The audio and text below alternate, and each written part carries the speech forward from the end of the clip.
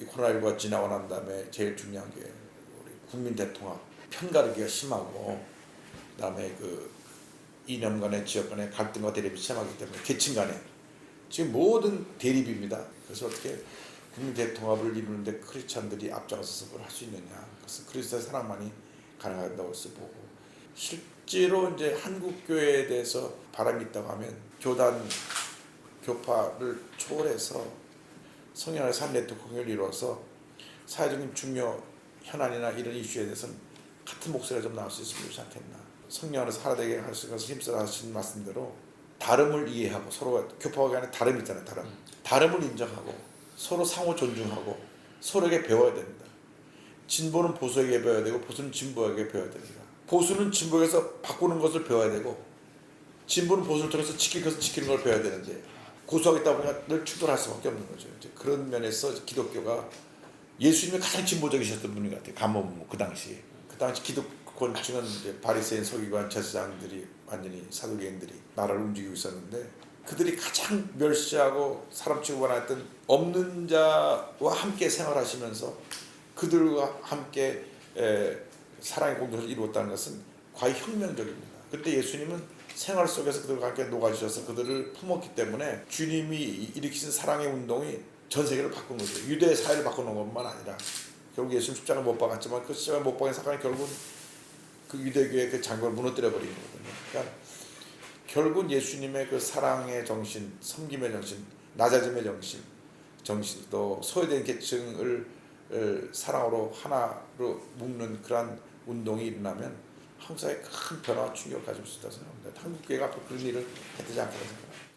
저희 순복음교회에서 핵심은 말씀운동과 기도운동이 그 핵심을 이해해서 성령의 역사를 그 삶 가운데 가져오는 것이 제일 중요하고 기본적인 것이라고 생각합니다. 마음에 성령의 감동이 없이는 또 모임이 안 되니까요. 그렇잖아요. 무슨 뮤지컬하고 뭐 퍼포먼스 한다 그래서 이벤트성을 해봐야 그때 반짝이지 계속 유지가 될 수 있는 것은 성령의 감동하신 역사로 사도행전처럼 오순절 성령 강림으로 계속 확산돼 갔던 그 성령 강림 역사가 각자 우리들 마음속에 다시 임해야 된다고 봅니다. 교회는요 70%가 지금 장로교회거든요. 깔뱅이 이제 그 기독교 강요를 쓸 때 지금 같은 성령 운동의 역사가 없었습니다. 칼빈의 신학 중에서 가장 취약한 분이 성령론입니다. 왜냐하면 그 당시 그런 성령의 현상이 없었으니까. 웨슬레를 지나고 나서 그 다음에 성결운동, 오순절 운동 와서 20세기에 와서 꼽힌 것이 이제 펜트코스탈리즘으로 오순절이 꼽힌 것이 성령론이기 때문에 그 기독교 역사적으로 보면 처음에 중세교회까지는 기독론, 그 다음에 이제 종교개혁으로 이제 믿음, 칭의, 구원론. 그러니까 기독론이 구원론으로 옮겨지고 구원론이 이제 성결론을 통해서 성령론으로 옮겨진 게 20세기입니다.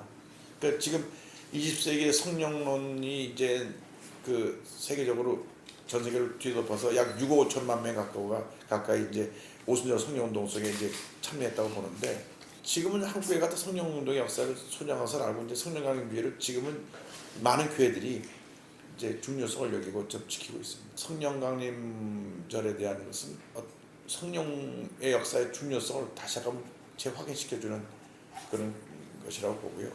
근데 성령강림절이 1년에 한 번이 아니라 1년 365일이 성령강림절이 돼야 된다고 보죠.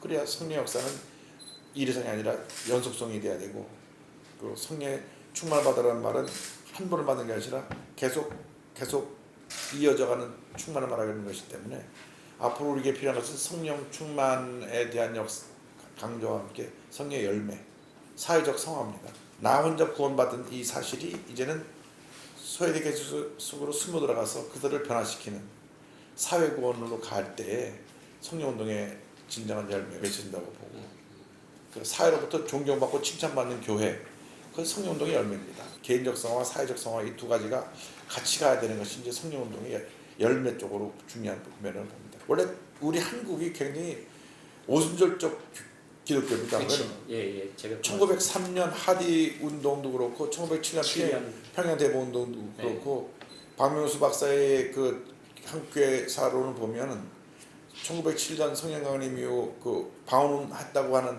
흔적도 나왔거든요. 그렇죠.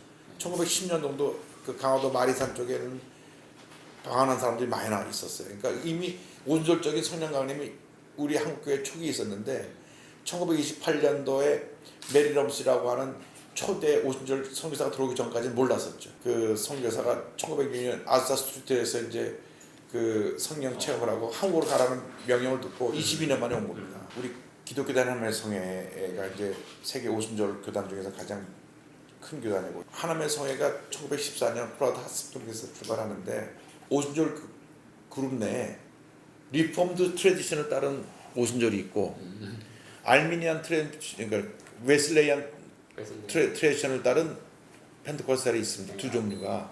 그런데 어셈블리가 가서 리폼 트래디션을 따랐어요. 그래서 덜함이라고 하는 사람이 신학적인 기초를 놓았을 때 갈브레에서 완성된 사계라서 이미 하나님이 다 완성시켰다. 하나님 믿음 속에서 이 그 구원사기 십자가에서 완성됐고, 그리고 성령 사역이 그 완성된 사역 속에 펼쳐진다고 하는 그런 리폼 트래디션의 신학적인 논쟁을 하니까 웨슬레이안 쪽에서는 우리의 오순절의 그 근본 정신하고 다르다 그래가지고 큰 디베이트가 있었습니다. 그래서 그 웨슬레이안 전통을 따라서 알미니안 전통을 따라가는 것이 철저부가시고, 미국에서 지금 그 흑인들로서 가장 큰 하나님의 그저 오순절 교단의 철저부가십니다. 그리고 어셈블리에 가서 화이트가 왔어요. 그러니까 저쪽은 블랙이 가고 이쪽은 화이트가 왔어요. 백인들이 리폼 트래디션을 신학적인 그 백그라운드를 받으려고 덜한 목사라는 분이 만들어서 그 생겨난 것이 어셈블리 가십니다. 그래서 그 신학적인 내용 속에 보면 굉장히 펀더멘탈리즘한 내용이 많습니다. 조영기 목사님 신학도 가보면요, 칼빈즘적인 그런 리폼 트래디션에 대해서 강조 굉장히 많이 하세요. 근데 그게 사실 그 선교사님들이 조금 어셈블리가 신학이 그게 스며들어서 두 개 컴바인한 거거든요. 리폼 트래디션하고 펜테코스탈 트래디션 같이 컴바인한 게 우리 어셈블리 가십니다. 근데 이걸 아셔야 돼요. 하나님의 성의 신학이요, 이렇게 열어보면 그냥 근본주의 신학 같아요. 성령론만 빼놓고. 장로교 신학의 어떤 그 기초를 놓았던 신학자들의 내용을 보면은 그 기독론 모든 건 다 똑같아요. 그런데 어디서 달라지느냐? 성령론에서 완전히 달라지거든요. 그러니까 리폼 티올로지 플러스 펜테코스탈 티올로지가 우리 어셈블리가 티올로지입니다. 그러니까 이제 일제 시대 때 가장 대표적인 그 부흥사 길선주 목사입니다. 길선주 목사의 종말주의 신앙은 조영기 목사님의 초기 종말주의 신앙하고 부흥이 똑같습니다. 세대주의적 종말론이거든요.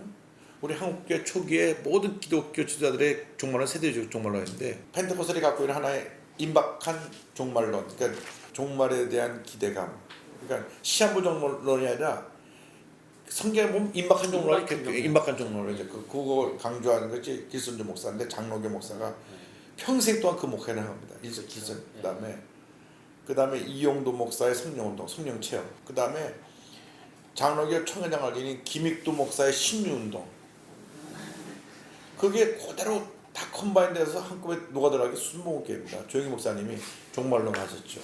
성령체험 강조하셨죠. 그다음에 신유.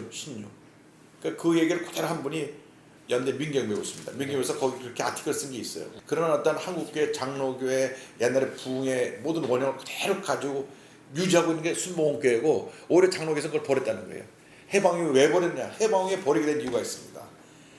해방 이후에 장로교에서 남대문교회 장로였던 박대선이라는 사람이 전도관을 만들면서 사이비 성령운동을 했습니다. 그때 모든 분들이 다 비었습니다. 박수치고 통성기도 하면 이단이라고 했더니, 그래서 그때는 완전히 한국교회가 성령운동에서 완전히 발을 빼고 제자훈련으로 가버렸습니다. 장로교는 제자훈련이 가고 순복음교는 성령운동으로 가는데 그게 사실 하나입니다. 근데 제자훈련으로 가다 보니까 성도들이 갈급하잖아요.